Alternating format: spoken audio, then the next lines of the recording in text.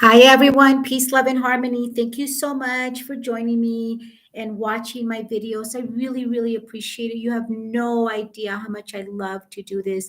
Yeah, remember, I'm that little girl that people used to say, "Oh my God, who invited her? She loves to talk." That's me. I still love to talk. And I most especially love to talk about these topics that are so taboo, like teen pregnancy, teen motherhood. I mean, just the two words together, it's like they don't go together. Teen mother, teen pregnancy, they just don't go together, right? But before I start, I wish you peace, love, and harmony, and happy Saturday. I'm here because, well, I'm not going to talk anything like bad about the father of my first child or my second child. Like, that's not why I'm here. But I'm here to tell you that there's actually like a link between domestic violence and teen pregnancy. Actually, the link is so big that the highest risk of domestic violence are pregnant women. The highest risk. The highest risk of being killed is by the father of the baby, pregnant women. So pregnant women are at the highest risk of being killed by the father of the baby in the United States of America. Like, that link alone should let us all know and realize that this is a very serious topic. That when you see a young woman, a little girl who is pregnant as a teenager, that we should be looking at that little girl with these eyes of, I wonder, because most likely that little girl grew up in domestic violence, and most likely she's living some type of abuse in her relationship where she was impregnated. You know, I was a quinceañera, which means I was 15 years old. I was just a child. I didn't even know, honestly, had no idea about life. I did not know how to take care of myself. I was clueless about life, and I was struggling. As if you watched my other video about depression and anxiety, I was so depressed, and I was impregnated by the man that I loved.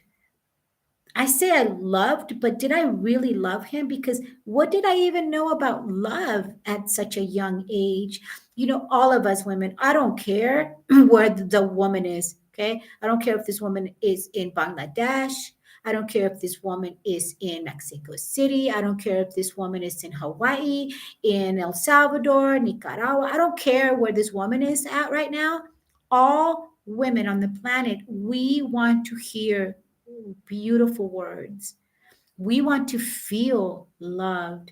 And sometimes, a lot of times actually, what happens is when you are growing up in violence, domestic violence, when you are growing up in a home that does not have any harmony, that is dysfunctional, that is chaotic, that is confusing, that is scary, you confuse love with abuse, and then you think they're one and the same. Yeah, that happens. So when, I'm a teenager, I'm a child, and there's a man, a wonderfully good looking man, telling me that I'm beautiful, that he loves me. Not only does it feel like love, it sounds like love, right? And it even like um, looks like love, but it's not really love. Well, it's not healthy love, right? Let's put it that way. It's not healthy love. It's not healthy love on his end, and it's not healthy love on my end, because for somebody, a young man, to impregnate a teenager is also not somebody that's coming from a healthy environment, right? I mean, that makes total sense. But what happens is that, okay, now I'm pregnant. Now I have to tell my mom and my dad that I'm pregnant, and like, how am I going to do that? So, you know how I did it? At the time, my father was in rehab for his alcoholism, and we had like this family marriage and family therapist at the rehab center, and I went to him and I told him, like, help me tell my parents. So my mom, oh my goodness, she was devastated when I finally did tell her. And you know, my mom said to me something really interesting that I still hold really dear to my heart. My mom said, you don't have to get married, you don't have to go live with him. I will figure out a way to take care of you and the baby. Don't go. But I was in love. Okay, I mean, I thought I was in love. So, what's the next step after being pregnant? Marriage. So now I'm a teen bride and I'm getting married. Instead of having a quinceañera or a sweet 16, I'm getting married. I not only did not know anything about how to like take care of a baby, I didn't know anything about being a wife. I didn't know how to cook. I still don't know how to cook. I can cook you three dishes tops. That's it. And they're really good. I mean, I'm good at cooking three dishes. That's it. I'm not creative in the kitchen. I'm not like I don't feel that great around, fire and knife. So I'm not that good in the kitchen. And I'm also not very good at cleaning still to this day. Like I'm not good at those type of things. And so now I'm going from being a very scared child because I was scared of everything. I was scared of if somebody sneezed, I was scared, earthquakes, jets, my shadow. I was scared of everything. And now I'm pregnant and I have to hide it from a lot of people for a long time before I told. I told everybody I was pregnant when I was about 3 months pregnant. So that's already, my first trimester is over. And the first trimester is very important, right? But I'm under a constant state of fear, constant state of anxiety, constant state of depression, and I'm pregnant. My baby is born. And one thing is that I I wasn't a horrible mother. I never abused my child in any possible way, but I wasn't fully 100% present because I was a child. I myself was growing up. I myself was evolving. I was also trying to figure things out. And now I have to take care of a baby. I couldn't even breastfeed her. I didn't know how. You might think that breastfeeding is something that comes natural. It's not. Somebody actually has to teach you to breastfeed. And baby also is not born naturally knowing how to breastfeed. We also have to teach the baby. Sometimes you got to lift the baby's lip this way, put it on the nipple, and do all sorts of things, right? And know how to massage your nipple so that you can produce more milk. I mean, I didn't know anything. And nobody taught me. That's the worst part. Nobody taught me how to breastfeed. So I didn't get to enjoy that aspect of motherhood, like as simple as breastfeeding, as natural as it possibly could be. I did not get to enjoy breastfeeding my child because nobody taught me. Isn't that strange that nobody would teach you something so basic as to how to feed your own baby? And then also on top of that, I'm pulled out of my regular high school. My regular high school at the time was called Bolsa Grande in Garden Grove. Pulled out of my high school, as a freshman, and put into this all girls teen mother program. Even like the title teen mother program is already like stigmatizing enough. Like there's this stigma like, oh, you're a teen mom, like why did you let yourself get pregnant? Well, some of the reasons why we let ourselves get pregnant is because there's manipulation on the part of the person who's impregnating us. There's guilting us into doing things that we might not be fully comfortable doing, right? There's sabotaging our birth control, right? So it's not like, in my case, it wasn't like I planned it, I wanted it. No, it was something that was done to me. And of course, now my daughter, she's in her mid 30s and I'm in my mid 50s. And I look back and I say to my daughter, Jasmine, I'm so sorry for like putting you through whatever it is that I put you through, because I know I wasn't like always there. And she's just such a gentle spirit. And she says to me, Mom, what you taught me as a child was what a lot of things that I don't want in my life, right? So that's wonderful. But I kind of wish that I would have been able to be more present, more actively enjoying my pregnancy, like I did with Rainbow. I was 30 years old when I was pregnant, impregnated with Rainbow. And I loved every minute about being, I felt the most beautiful when I was pregnant with Rainbow. My pregnancy was beautiful. Of course, later I'm going to talk about my extreme postpartum and that what that felt like. I know I talked a little bit about it in a previous video, but I want to go more in depth about that because I know that a lot of women experience that because I was actually an educator for an organization where I educated on childbirth preparation and preparing for postpartum, and I also facilitated a postpartum support group. So I know that my experience with my severe postpartum depression that lasted for years is actually something that's common. It's not very rare. So I'll talk about it in another video. But when I was a teen mom, a teen wife, I used to see other teens and I used to really envy them because they were doing fun things, really fun things, going on field trips, going to the mall, hanging out with friends, doing like what kids do, roller skating. Oh, God, I loved roller skating. And now I have a double responsibility.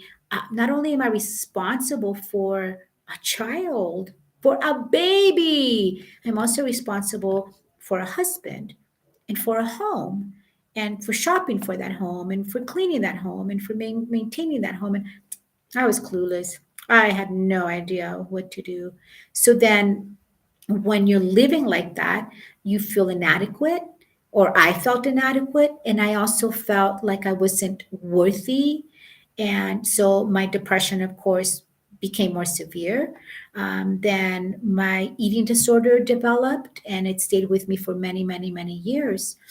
If you happen to see a child who is pregnant, I can almost guarantee you, based on data, based on research, that she probably grew up in domestic violence. And you can also look at the father of the baby with the same kind of eyes because somebody that grows up in a healthy home, somebody that grows up in a healthy environment, most likely will not be impregnating his teen girlfriend, right? So we really have to start looking at if from generation to generation we are experiencing domestic violence, how and what are we doing right now to break that cycle of violence, to not make it so that it goes to the next generation? I broke that cycle in my family because my daughter Jasmine, she was not a teen mom. Her first pregnancy was at age 30, which is a I think a very proper age to have a child, right? Age 30. But when I was pregnant, I didn't also know like any of these statistics, any of this data and research. But something else I want to tell you about teen moms is that the University of Texas actually did a study that concluded that most teen moms, after they have their first child, within less than 24 months, they will have a second child. Yeah. So also what happens is that being a teen mom is like a pathway to poverty. And a lot of us don't get to even finish high school. I was very lucky. I got to finish high school. But as a Mexican, now a Mexican American, I am, according to the University of Texas, at the highest risk of being a teen mom. Just because I'm a Mexican American, I'm at the highest risk of that. And then you add poverty to that, you add domestic violence to that. So sometimes I very rarely, but sometimes I kind of feel like start feeling a little sorry for myself because I am in my mid 50s and I start to look around and I'm like, oh, like that person has, I start looking at the material world, but it doesn't last very long. It's very fleeting. But let's say, for a few minutes, twice a year, I spend a little bit of time saying, like, this person has this much in the bank and this home and these vehicles, and I don't have those things, but I am successful. You know why? Because I have been able to live a lifestyle that is free of violence. And I've been able to live a lifestyle that I like myself. And I like the fathers of my children because I get to see that the circumstances that all of us were in were generational curses that have followed us, me as the teen mom, them as the teen fathers, generational curses that have followed us, from generation to generation. So, of course, I look at them with different eyes now than I did then. But if you see a teen, lend an ear, lend a shoulder. Don't look at them like they're these horrible creatures that are bringing children into the world. Instead, help them, guide them, be a role model for them. If it wasn't for my sister Yolanda, if it wasn't for my mother, for my little brother Carlos, if it wasn't for my tia Nena, and if it wasn't for my mother in law, I don't know if I would have been able to do this because it's difficult. It is very difficult. And I forgot to mention one more thing that we're juggling as teen moms. We're juggling school, juggling high school. High school was so difficult for me. Learning was so difficult to me already because of how the brain was developing. If you grow up in domestic violence, your brain doesn't develop the same, right? There's all of this research surrounding it. So now school is really difficult. And not only do I have to meet the expectations of my teachers, I also have to meet the expectations of my now new husband as a teenager. So, yeah, we're juggling a lot. And I mention I found my journals? Yeah, I found all of my journals from 1984, 1985, 1986, 1987, and beyond. I found my journals. I'm thinking there's a couple of people that I'm going to give them to. But if you right now are listening to me and you are thinking that it's kind of cool to be a teen mom, that it would bring you and your boyfriend closer together, or that it would be just wonderful to have a baby, please send me a message and we can talk. I'll show you my journals. They're filled with sadness. They're filled with confusion. They're filled with fear because it is scary and it's not fun to be a teen mom, especially a teen mom in poverty, especially a teen mom with mental illness. Okay. Or if you're thinking, no, Marissa, we're good because I don't want to be a teen mom and I don't need to stay in touch with you. Well, good. I'm glad that you're thinking that. But there's something called reproductive coercion. This is where you are sabotaged. Your partner pretends to put on a condom but doesn't, or your partner pretends she is on birth control but she's not, or your partner pokes a hole in the condom, or your partner forces you to get an abortion, or your partner forces you to carry the baby to full term, or so many ors, right? There's just so many ways to manipulate you into doing things that you don't want to do or forcing you to commit sexual acts that you don't want to through manipulation, through guilt, or through brute force without consent. In another video, I'll talk to you about consent. But today, yeah, of course, I look at my children and I'm like, oh, I'm so lucky I have them. I love motherhood now. Okay. But it was a long journey to get to a place where I actually enjoy being a mom, where I can look at my kids and say, like, okay, my daughter is doing what she loves. My son is doing what they love. They are enjoying life. I look at my grandkids and I'm like, wow, this is amazing that from that teen pregnancy, I have produced all of this. This is wonderful and beautiful, but it has taken a long time to get to this point, right? So what are, like, finally do I want to say to you? Finally, I want to say to you that if you were a teen mom and you just need someone to tell about it, please reach out to me. I am willing to listen to you. If you are a teen right now and you are thinking that you are pregnant, you are not alone. There are so many organizations that can help you and that you don't have to feel so alone. Okay. So I guess finally, you're not alone. I'm here for you. And I wish all of you, besides gratitude, I want to wish you, of course, peace, love, and harmony. I'm drinking my chocolate abuelita like always because this is my drink. You know me, my chocolate abuelita, but I'm very careful because I don't want to consume too much sugar. But what are you going to do tonight for self care? I'm going to go on top of my rooftop and I'm going to look out at the hills and see all the lights. And then I'm going to look at the moon and I'm going to talk to the moon because she's beautiful tonight. She's like, almost at full moon, halfway full. So that's what I'm going to do for self care. What are you going to do for self care? That's my question to you tonight. I wish you peace, love, and harmony. Thank you, thank you, thank you so much for joining me and watching my videos because I love to make these videos. So I'll see you again soon. Okay. Peace, love, and harmony. Good night. Rest your wings, rest your halo. Bye.